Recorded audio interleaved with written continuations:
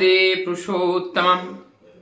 आज मैं आप लोगों को एक ठाकुर जी के बांग्ला एक पुस्तक है जिसका नाम है मानव जीवन रूपायन, श्री ठाकुर अनुकूल चंद्र, अर्थात मनुष्य के जीवन को रूप देने के लिए, सुंदर बनाने के लिए परम दयाल श्री ठाकुर जी ने हम सबको क्या क्या दिए हैं।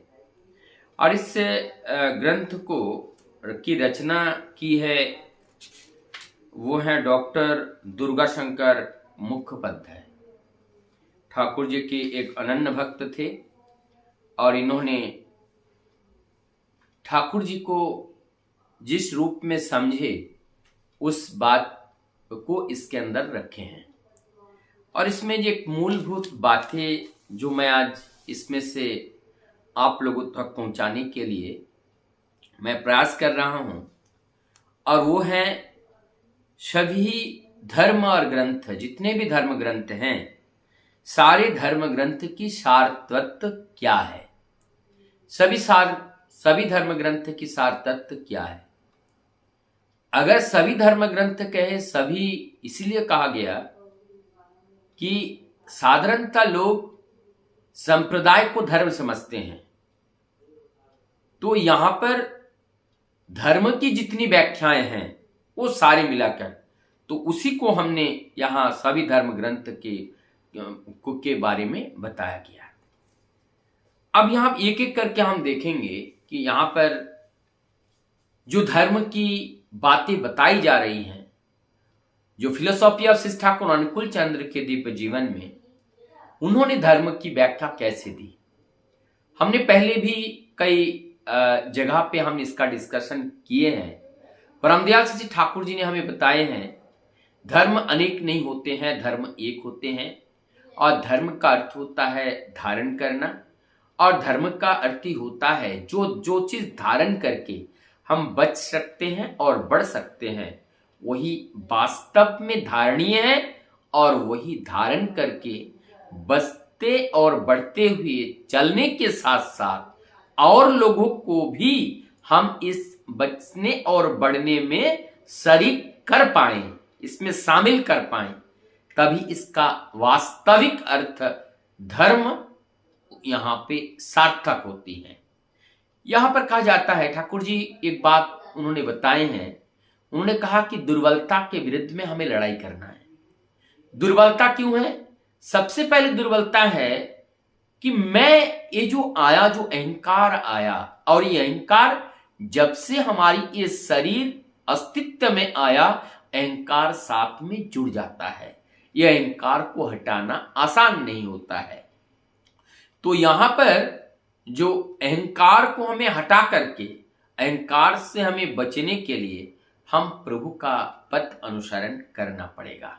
तो ये अहंकार है कि मैं हूं, और इस मैंपन को ही खत्म करने के लिए हमारी जीवन साधना शुरू होती है। और ये जो मैंपन हमारे अंदर आ रही है, ये अहंकार रूपी दुर्बलता हमें वास्तविक सत्य से दूरी बना के रखने में मदद करती है। अब यहां पे कहते हैं एगिए जाओ किंतु मेपे देखते जियो ना। परमदयाल श्री ठाकुर जी कहते हैं आप चलते रहो, लेकिन ये मत सोचो क्या हो रहा है क्या नहीं हो रहा है, हमारा इसमें क्या लाभ क्या नुकसान। लाभ और नुकसान पाने की आशा में नहीं, हम निष्काम भक्ति करना चाहते हैं, और निष्काम होकर के हम कृत कार्य में संलग्न होना चाहते हैं। अर्थात जब हम निष्काम होते हैं तो फल को हमें भोगना भी नहीं पड़ता है। अनुभव करो किंतु अभिभूत हो पड़ो ना। हम ठीक है, हम उसमें अनुभव करना है, अनुभव पीछे पीछे पीछे हमें उसको सोचना है, लेकिन सोच करके वहीं पर दुख के मारे अगर हम वहीं में ही बेहोश हो जाएं तो क्या है ये अभिभूत होना। हम अगर ने शेर को देखा तो शेर को देखा, हमने देख लिया, हमने समझ लिया क्या करना है नहीं करना है, लेकिन ये सब चीज ना सोच के हम वहां पे बेहोश हो गए तो शेर तो हमें खा ही जाएगा।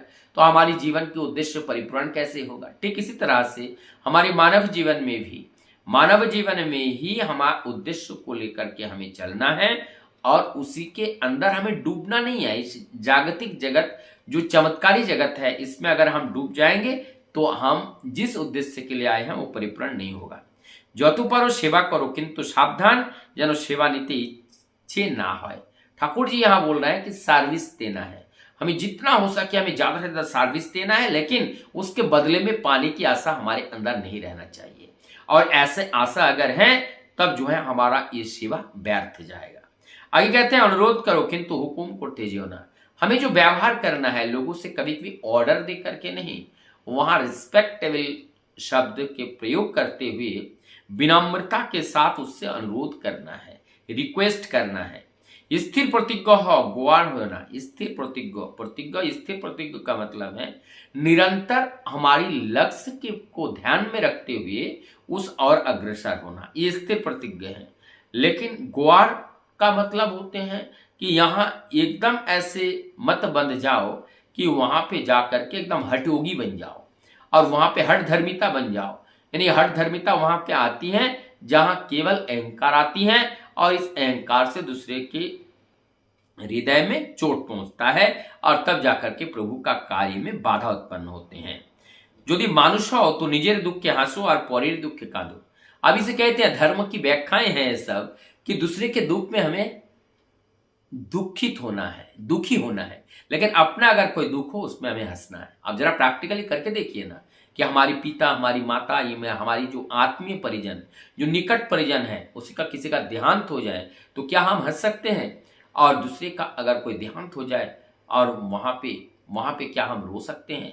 तो वहां पे हमें रोना चाहिए और अपने समय हंसना चाहिए। ऐसा अगर हम कर पाते हैं तो हमारे जीवन में इस वास्तविक जगत हमें प्रभावित नहीं कर पाते हैं। अब कहते हैं कि सते तुम्हारा आसक्ति संलग्न करो अज्ञात सारे सत होगी। बोलते हैं कि तुम्हारा जो टान है वो सब सत्य के साथ संयुक्त कर दो, और जब सत्य के साथ संयुक्त हो जाओगे तो तुम निश्चित रूप से एक दिन उस सत्य राह पर चलने के लायक बन जाओगे। आगे कहते हैं स्पष्टवादी हो किंतु मिष्टभाषी हो। हमें बोलना है, स्पष्ट बोलना है, सही बोलना है, प्रैक्टिकली बोलना है, लेकिन उसके अंदर कठोरता नहीं मधुरता के साथ हमें बोलना है। सबल हो किंतु व्याकुप हो ना, सरल हो किंतु व्याकुप हो ना। ठाकुर जी यहाँ बता रहे हैं तुम ऐसा किसी को माना नहीं करते हो, वो नहीं करते हो, सबको सब कुछ देते हो, लेकिन ऐसा मत किया करो कि तुमने जो दे दिया और उसको गलत कार्य में वो लाया और फिर उसको तुम्हारा वो जो सेवा उनके प्रति तुमने जो दिखाया, उनके प्रति जो उदारता दिखाया, उसमें वो खुद भी मरे और वो हमें भी मरे, तो ये उदारता बेवकूफ का ही लक्षण है। हमने उनको गाड़ी दिया ठाकुर जी कार्य करने के लिए, लेकिन उन्होंने उस गाड़ी को लेकर के उन्होंने कहा चोरी करने में जाके फंस गए, तो गाड़ी तो हमारी है, तो जब वो चोरी करके जब लेके गए तो वो थाने से हमारा भी नाम आएगा और वो तो जाएगा ही जाएगा, हमें भी जेल जाना पड़ेगा। तो हमें ऐसा सेवा नहीं करना है, हमें इसको हमें जान करके हमें करना है। स्पष्टवादी हो किंतु मिष्टभाषी हो। आगे है गुरु ही भगवान साकार मूर्ति आर्तिनी एब्सोल्यूट। ठाकुर जी बोलते हैं कि गुरु जो है तुम्हारे जो लिविंग आइडियल है वही ईश्वर के साकार मूर्ति हैं और वही हमारे जीवन के एब्सोल्यूट माने अखंड है, वही हमारे जीवन के सब कुछ है। धर्मों के जाना माने विषय मूल कारण के जाना अर्थाई जाना ही ज्ञान। तो हमारा ज्ञान किसे कहते हैं? वास्तविक सत्य को जानना ही ज्ञान है कि कैसे हम सत्य की राह तक पहुंच पाए और सत्य क्या है, और इसे जान करके वहां तक पहुंचना ये ज्ञानी लोगों का काम है, और ऐसा करने वाले लोग ही धार्मिक होते हैं। जे भाव विरुद्ध भाव तरह आहत व अभिभूत ना है ताई विश्वास। यहाँ पे कहते हैं कि विश्वास किसे कहते हैं? विश्वास उन्हें कहते हैं जो किसी बाहरी घात प्रतिघात से वो टलता ना हो। हमें कोई भी कुछ कहे लेकिन परम दयाल वो जो पुरुषोत्तम है उस धरती पर वो जीवंत है, वो फोटो नहीं है। ये विश्वास हमें टले ना। इस विश्वास अगर हमारा अटल रहेगा तो निश्चित रूप से स्वयं प्रभु वहां विराजने के लिए बाध्य होगा। आगे कहते हैं सत्य के बारे में कहते हैं जार अस्तित्व आछे एवं तार विकास आछे ताई सत्य। अस्तित्व सत्य किसे कहते हैं? जिनका अस्तित्व है, एग्जिस्टेंस है, उनकी एग्जिस्टेंस है तभी तो इस पूरी धरती है और एग्जिस्टेंस है, और उनका एग्जिस्टेंस में रहकर उनका बचना और बढ़ना दोनों उसमें दिख रहा है, तो कहते हैं ये वास्तव सत्य है। सत्य के आश्रय करो और असत्य अनुगमन करो ना। यहाँ पे बताए हैं जो सत्य है उनका अनुसरण करो, अनुधावन करो, और जो सत्य नहीं है उनसे अपनी को दूर हटा लो। যে সৎকে চিন্তা করে, সৎকে যাজন করে, যে সত্যেরই ভক্ত, সেই প্রকৃত বিচারক। कहते हैं जो सत्य का ही आचरण करता है, सत्य का ही मनन करता है और सत्य को ही भक्ति करता है, वही वास्तव में भक्त हैं और वो वास्तविक विचारक हैं, और वो वास्तविक विचारक हैं। और ऐसा व्यक्ति ही उस परम सत्य की राह पर चल करके परम उद्देश्य को परिपूरित कर पाते हैं। তুমি যদি সত্য দেখে থাকো, বুঝে থাকো, তবে তোমার কায় বনবাক্যে তা ফুটে বেরোবেই বেরোবে। সূর্যকে কি অন্ধকারে ढके रखते पारे? अगर हमारे मन के अंदर कोई चीज सत्य है, सत्य को कोई ढक करके नहीं रख पाते हैं, जैसे सूर्य को ढक करके नहीं रख पाते हैं, तो अगर हम वास्तविक सत्य जो है उसको जब हम जान जाएंगे, हमारा आत्म जागरण होगा, आत्म चेतना होगा, तब उस ज्ञान का प्रकाश हम ढक करके नहीं रख पाएंगे। वो ज्ञान का प्रकाश सर्वत्र निखारेगा। তুমি भक्ति रूप तेले ज्ञान रूप पोलते भिजिए, सत्य रूप आलो जलाओ। यहाँ पे कहते हैं कि तुम भक्ति रूप जो हम प्रदीप जलाते हैं, उसमें जो तेल है वो भक्ति के रूप की संज्ञा दी गई। तुम भक्ति रूप है, और उसके अंदर जो धागा है वो कहते हैं ज्ञान रूप, वो ज्ञान है, ज्ञान की धागा है।